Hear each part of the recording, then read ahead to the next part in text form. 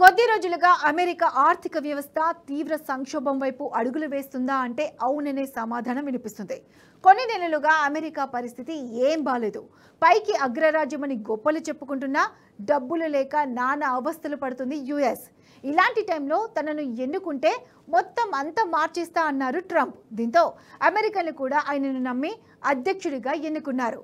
పదవిలోకి వచ్చిన దగ్గర నుంచి ఇష్టం వచ్చినట్లు నిర్ణయాలు తీసుకున్నారు Trump. Make America great again అంటూ ఏడాపేడా పిచ్చి నిర్ణయాలు తీసుకుంటూనే ఉన్నారు. ఇందులో భాగంగానే టారిఫ్లు, H1B వీసాలపై నిబంధనలు, గ్రీన్ కార్డులున్న హద్దు మీరితే పంపిస్తామన్న హెచ్చరికలు, ఇలాంటి నిర్ణయాలతో యుఎస్ మళ్ళీ ధనిక దేశం అయిపోతుందని చెప్పారు. కానీ తీరా చూస్తే సీన్ రివర్స్ అయిపోయింది. అమెరికా ఆర్థిక మాధ్యం అంచుల్లో కొట్టుమిట్టాడుతుంది. ట్రంప్ నిర్ణయాలు అక్కడి పరిశ్రమలపై ఎలాంటి ప్రభావం చూపాయి? ఆర్థికవేత్తలు ఏమని హెచ్చరిస్తున్నారు? ట్రంప్ పాలసీ తప్పిదాలే అమెరికా కొంప ముంచుతున్నాయా? పెద్దన్న పతనం మొదలైందా? Watch the story.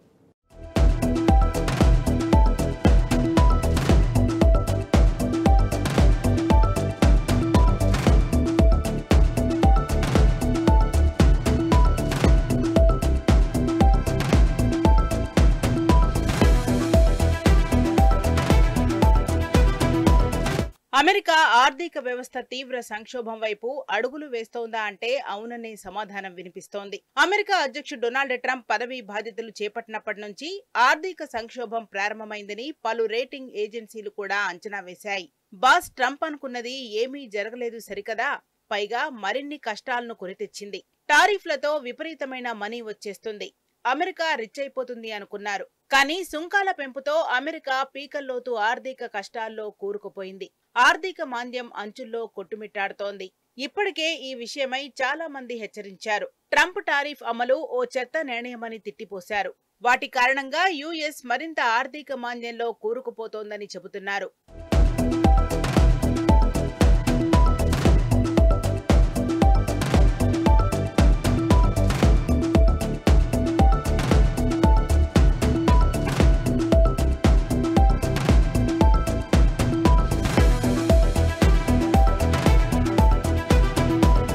అంతేకాదు, వచ్చే ఏడాదికి ఇక్కడ ద్రవ్యోల్బణం 3 నుంచి 4% చేరుకుంటుందని హెచ్చరిస్తున్నారు ఎకనమిస్ట్ మార్క్ జండి.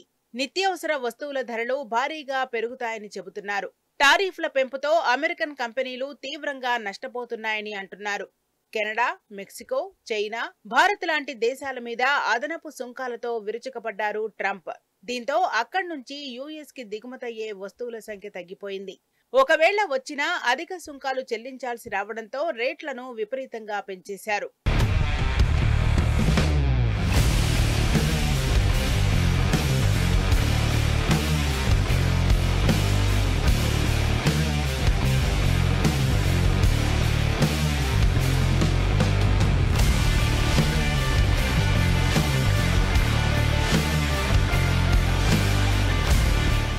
దీంతో ఈ భారమంతా అమెరికాలో వినియోగదారులపై పడింది.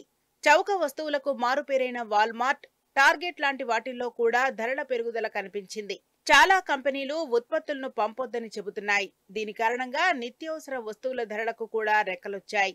ఉత్పత్తి తక్కువైపోవడంతో ఉన్న వాటిని ఎక్కువ ధరకు అమ్ముతున్నారు. ఇదిలానే కొనసాగితే అమెరికాలో దారుణంగా ఆర్థిక మాంద్యం వస్తుంది అనే హెచ్చరికలు వస్తున్నాయి.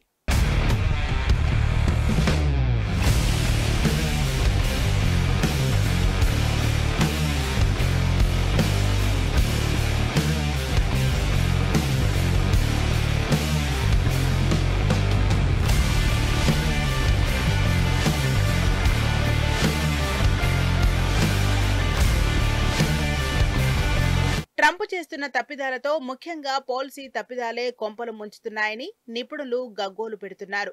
ట్రంప్ ప్రభుత్వం అధికారం చేపట్టినప్పటి నుంచి పలు దేశాల నుంచి దిగుమతయ్యే వస్తువులపైన టారిఫ్ రేట్లు పెంచుతూ నిర్ణయం తీసుకున్నారు. ట్రంప్ తీసుకుంటున్న చర్యల వల్ల అమెరికాలో పలు కంపెనీల వ్యాపారాల్లో అనిశ్చితి అనేది పెరిగింది. ట్రంప్ విధానాల వలన కంపెనీలు కొత్తగా ఉద్యోగాలు ఇవ్వడం, పెట్టుబడులు పెట్టే పనులను వాయిదా వేస్తున్నాయి. ట్రంప్ అనుసరిస్తున్న విధానాల వల్ల ముఖ్యంగా నిర్మాణ రంగం, సాఫ్ట్వేర్ రంగం, అలాగే తయారీ రంగం కూడా దెబ్బతినే అవకాశం ఉన్నట్టు తెలుస్తోంది.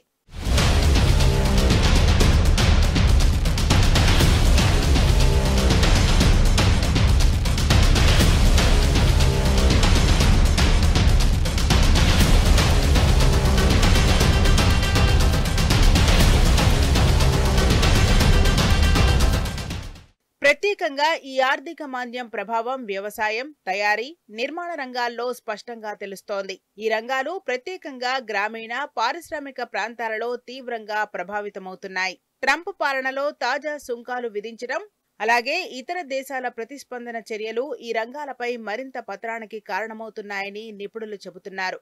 అంతేకాక పెట్టుబడిదారులు, వ్యాపారులు, పాలకులు ఆర్థిక పరిస్థితులను జాగ్రత్తగా గమనిస్తూ చర్యలు తీసుకోవాల్సిన అవసరం ఉందని హెచ్చరిస్తున్నారు.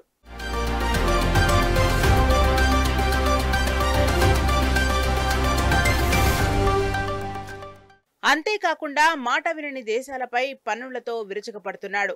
చైనా విషయంలోనైతే ఏకంగా 155% పన్నులకు సిద్ధపడ్డాడు కూడా. H1B వీసాలపై నిబంధనలు, గ్రీన్ కార్డులున్న హద్దు మీరితే పంపిస్తామన్న హెచ్చరికలు, స్వదేశానికి పంపే డబ్బులపై 5% వరకు పన్నులు, వాటి చర్యలు భారతీయులు, భారతీయ సంతతి అమెరికన్లకు ఇబ్బందికరంగానే మారాయి. అయితే ఈ వైఖరి ట్రంప్కు, అమెరికాకు లాభాలేమీ తెచ్చిపెట్టడం లేదు. పైగా నష్టమే కలగజేస్తున్నాయని తాజా పరిణామానికొస్తే ట్రంప్ అధ్యక్షుడు కాకమునుపు అంటే 2024లో అమెరికా సుమారు 7 కోట్ల మంది పర్యాటకులను ఆకర్షించింది.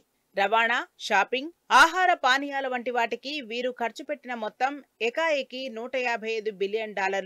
హోటళ్లు, దుకాణాలు కళకళ్లాడుతుండేవి. కానీ అధ్యక్షుడైన తర్వాత ట్రంప్ విధిస్తున్న టారిఫ్లు, చేస్తున్న ప్రకటనల పుణ్యమా అని ఈ ఏడాది పర్యాటకుల సంఖ్య గణనీయంగా తగ్గిపోయింది. అలాగే వీసా నిబంధనలను కఠినతరం చేయడంతో పొరుగున ఉన్న కెనడా నుంచి వచ్చేవారి సంఖ్య కూడా 5వ వంతు పడిపోయిందట. ఫలితంగా ఇప్పటి వరకు పర్యాటకులు పెట్టే ఖర్చు $900 కోట్ల వరకు తగ్గినట్లు గణాంకాలు చెబుతున్నాయి.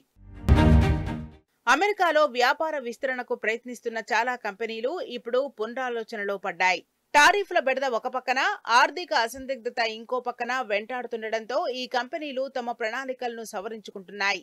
టారిఫ్ భయాలు, పర్యాటకుల తగ్గుదల నేపథ్యంలో తాము ఇప్పటికే జారీ చేసిన ముందస్తు ఆర్థిక అంచనాలను వెనక్కు తీసుకుంటున్నట్టు డెల్టా ఎయిర్లైన్స్ ప్రకటించగా, వైద్య పరికరాల తయారీ సంస్థ బెల్లు స్కూరా కూడా దిగుమతి సుంకాలు పెరిగిపోయిన నేపథ్యంలో తమ భవిష్యత్తు అంచనాలను సవరించుకుంటోంది.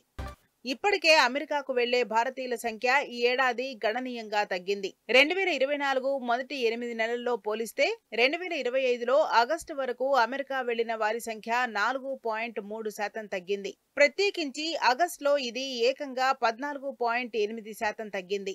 గతంతో పోలిస్తే ఈ ఆర్థిక సంవత్సరంలో మొత్తంగా ఈ సంఖ్య భారీగా తగ్గే అవకాశం ఉంది.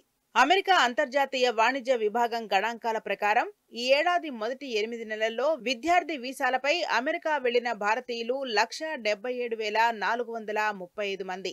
గతేడాది ఇదే సమయంతో పోలిస్తే ఇది 26.1% తక్కువ. ప్రత్యేకించి విద్యార్థి వీసా మీద అమెరికా వెళ్లే వారి సంఖ్య 2024 ఆగస్టుతో పోలిస్తే ఈ ఏడాది ఆగస్టులో 44.5% తగ్గిపోయింది. పర్యాటక, విద్యార్థి వీసాలపై వెళ్లిన వాళ్లు తగ్గడంతో మొత్తం సంఖ్యలోనూ భారీ తగ్గుదల నమోదైంది. గత 2 ఏళ్లలో ఆగస్టు నెలలో అమెరికాకు వచ్చిన విదేశీ విద్యార్థుల సంఖ్యతో పోలిస్తే ఈ ఏడాది ఆగస్టులో వీరి సంఖ్య భారీగా తగ్గిపోయింది. 2025లో ఆగస్టు వరకు చూస్తే యూకే తర్వాత అమెరికాను అత్యధికంగా సందర్శించింది భారతీయులే.